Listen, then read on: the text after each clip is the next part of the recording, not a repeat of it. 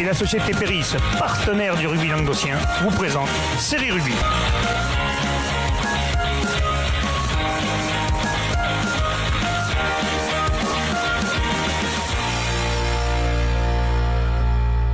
Bonjour mesdames, messieurs, bienvenue à Série Rugby, votre émission sur rugby amateur de la régionale à la fédérale. Avec mon serial chroniqueur, salut Bubu. Salut Alain. Ça y est, c'est la dernière des régionales. Dernière des régionales. C'est fini, c'est la dernière. Là, on va aller revoir l'année prochaine. Attends, on va la faire d'abord. On a des résultats, on a des champions. C'est chouette quoi. Il y avait 4 finales. 4 finales, on a 3 champions. 3 qui nous concernent. C'est dommage parce que nos amis de Millas, quand même, le malheureux, 3 finales consécutives, 3 défaites. 4, hein, si tu comptes l'Occitanie cette année. Ouais, je compte l'Occitanie, ça fait 4, mais bon, 3 de France, quoi. 3 de France, c'est rare déjà d'arriver 3 fois en finale de France. C'était déjà une super performance de réussir à faire ça. Ça veut dire quand même que tu domines le rugby de France, mais à l'arrivée, tu ne la gagnes pas. Donc, et malheureusement, comme on dit, un adage, on se souvient toujours que du champion. C'est un peu ça. C'est dommage pour eux, parce que c'est certainement des joueurs vont arrêter sur ça. Et il y en a quelques-uns qui risquent de tirer leur révérence. On a vu que Pépé, déjà, l'entraîneur, a dit que stop. Ouais. Mais bon, c'est vrai que c'est compliqué à se remotiver l'année de plus quand tu viens de faire 3 finales. Comme Pépé nous avait dit, Pep nous avait dit qu'après, en septembre, il les récupère un peu à la petite cuillère. Après, là, c'est la 3e consécutive plus l'Occitanie. Ça va être compliqué. Il monte quand même, il va y avoir un nouveau staff, ça va, il va y avoir, je ne m'inquiète pas trop. Il va y avoir un nouvel élan, oui, André Falliou et le reste, ça va travailler un jeune demi-d'ouverture de 18 ans là, qui pointe le bout de son nez, qui a joué d'ailleurs dimanche. Donc, on va leur souhaiter que ça réussisse, à bout d'un moment ça va sourire. Regardez Clermont-Ferrand, ils ont été les cocus du rugby pendant des années, donc à bout d'un moment ça sourit. Ils vont y arriver, Oui, bien sûr. Allez, on va parler. Promis, je ne viendrai plus vous filmer, hein, c'est bon. Donc on va commencer justement par la régionale 2. Voilà. Et donc on commence par cette finale, Millas qui a perdu donc 27-15. Voilà, 27-15. À Saint-Pé-sur-Nivelle, une équipe de Basque bondissante, très jeune. Ouais, avec un Lucu quand même, c'est le frère de l'autre qui joue à Biarritz quand même. C'était Ximon Lucu, c'était le 10, le plus vieux sur la pelouse, sur côté basque. Saint-Pé, et franchement, il a éclaboussé le match de sa classe et il a vraiment il a dominé les débats de la tête et des épaules, que ce soit dans le jeu courant ou au pied. Enfin, il a vraiment été. C'est un joueur. Il a vraiment géré le match à sa sauce. Il a joué dans un fauteuil. On a été un peu surpris. Je ne le souhaitais pas, nos amis de Millas, mais quand j'ai vu la composition d'équipe et que j'avais vu ce joueur, parce que. Il a joué à Biarritz quand même. Après, c'est pas des non-ronflants qu'il y a autour, c'est que des jeunes de 20 ans. Non, mais nous, on les a vus de près après, et ils ont tous 20-22 ans. Ouais, c'est mignon. Mais c'est quand un mec comme ça qui te gère le joueur. Quand on en parlera pour la finale de Corbière, ils avaient un 9 en face, à Cadojac. Je te promets que le mec, il a largement un niveau au-dessus, bien au-dessus. Et le mec, il a fait un match fabuleux. Il a donné son corps à la science à la fin du match, je pense, parce que le mec, il s'est rien lâché. Et quand tu as des joueurs comme ça. Là, vraiment, il a vraiment eu l'emprise sur le match. En plus, il a jamais vraiment été... C'est un plaquage à retardement à la 5e minute. Quoi. Il a jamais été vraiment... Ouais, ça se fait plus, ça. Il a jamais vraiment été mis en danger. En plus, sur ce genre d'action, par exemple, il n'y en a pas eu. Mais après, il jouait pas non plus au ras des rocs. Hein. Non, mais... Pour le pesquer, quand il est loin, c'est dur. Après, il dirait qu'il y a un rouge. Saint-Pé, en plus, ça galope, ça se fait des passes comme il faut, que ce soit les avants ou les 3 quarts. Je vous rappelle, vous pourrez la revoir, mesdames, messieurs, la finale. Vous pouvez déjà la revoir, elle a déjà été revue pas mal de fois. Et malheureusement, en plus, Millas, qui a eu du mal sur sa conquête en touche. Donc, pour créer ces ballons portés qui sont si puissants et si destructeurs, ils ont eu du mal à mettre ça en jeu. Il leur manquait leur pilier Bob Sureau là, qui s'était fait une déchirure, une contracture la semaine précédente. Et ça leur a quand même manqué.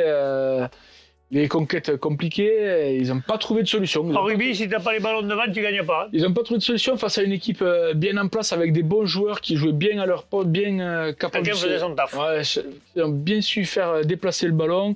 Ils ont fait courir... les avants costauds de Millas, il faisait chaud dimanche. Il faisait chaud. Non, franchement. Ça se jouait où? Ça se jouait à Caser. Caser le Fousseret, mais à Caser. Le Fousseret, c'est à 8 km. Très bien reçu d'ailleurs par les dirigeants de Caser, on les remercie. Pour en revenir au match. C'est Roland qui est mal reçu parce qu'ils ne le connaissent pas. Saint-Pé-sur-Nivelle a inscrit 2 essais en coin par Etchevest.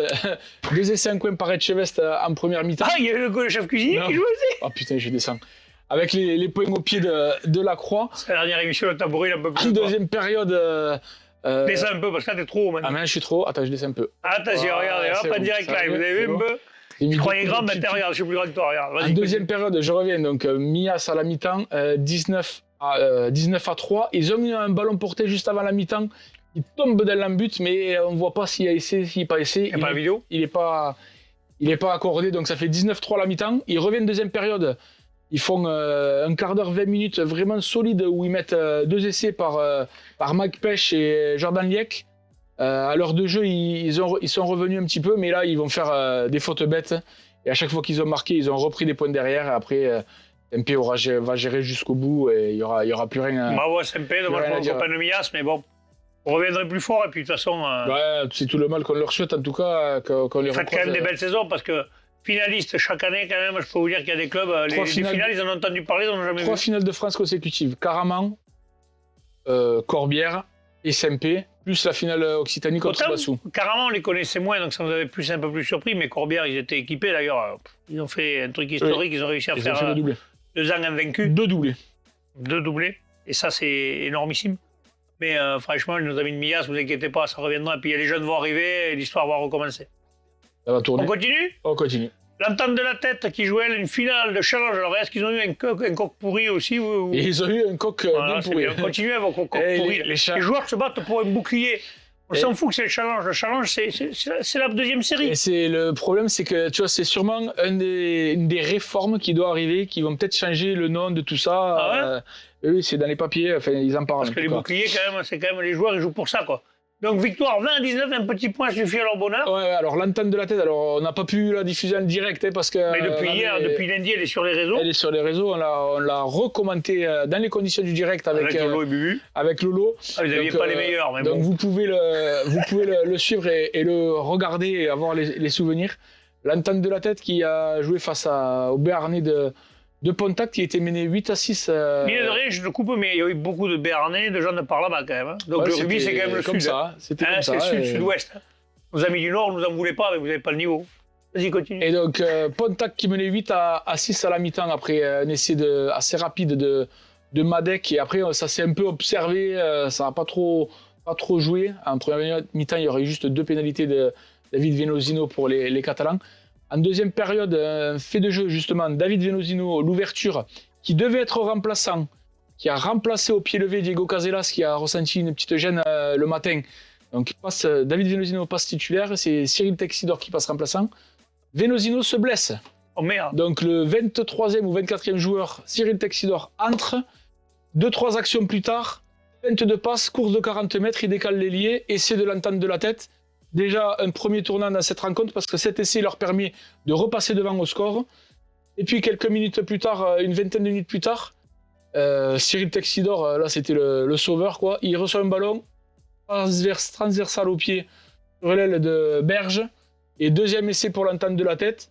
Donc l'entente de la tête joker de luxe qui prend les devants au score 20 à 14, si je dis pas de conneries.